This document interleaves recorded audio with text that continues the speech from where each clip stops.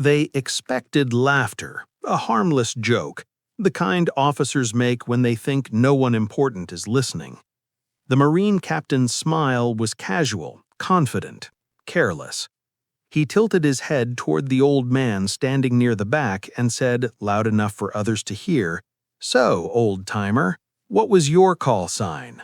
A few Marines chuckled. The old veteran didn't smile. "Iron Viper." And in that single moment, the captain's body locked up like he'd just heard a gunshot behind his head. Welcome back to History Time, where the quiet moments of history speak louder than speeches, and forgotten names still carry weight. Today's story isn't about rank or medals. It's about respect, memory, and why some names are never spoken lightly. The Marine Corps base was alive with ceremony. Flags snapped in the wind. Boots struck pavement in perfect rhythm. It was a joint recognition event. Active duty Marines, retired officers, and a small group of invited veterans. For most, it was routine. For others, it was personal. The veterans stood apart from the formation. Some leaned on canes. Some wore caps stitched with unit names and years of service. Others wore nothing at all that marked them as anything special. Among them stood one man who looked almost invisible. Average height, gray hair, plain brown jacket, hands loosely clasped behind his back.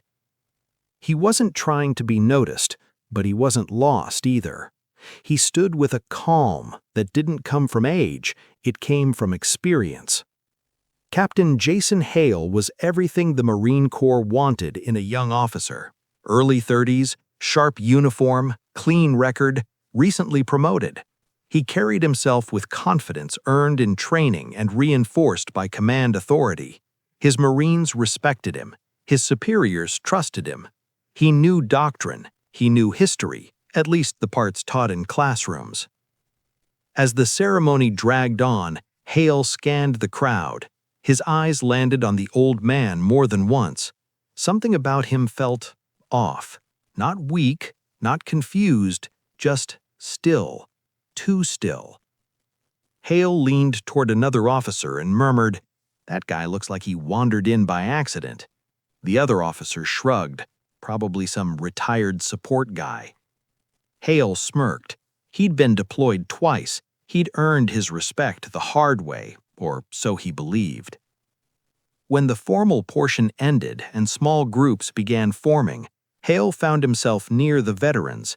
He took a sip of coffee, glanced again at the old man, and decided to strike up conversation, not out of kindness, but curiosity mixed with ego. "Afternoon, sir," Hale said, friendly but clearly superior in tone. "You serve?" The old man nodded slightly. "Yes." "What unit?" "Marine Recon." That should have been the end of it. Marine Recon wasn't a casual answer. It wasn't something people claimed lightly. Hale paused, then laughed softly. "Recon," he repeated. "Long time ago, I assume." The veteran didn't respond. Hale pushed further. "So what was your MOS?" 0321. Now Hale frowned. Marine Recon, exact designation. Still, pride made him reckless. "Well," Hale said, grinning now, "every Marine's got a call sign. What was yours?" The Marines nearby turned their heads. Call signs weren't jokes. They were earned under pressure, blood, and trust. Asking as a joke crossed an invisible line. The old veteran looked at Hale for a long moment. His eyes weren't angry, they were measuring.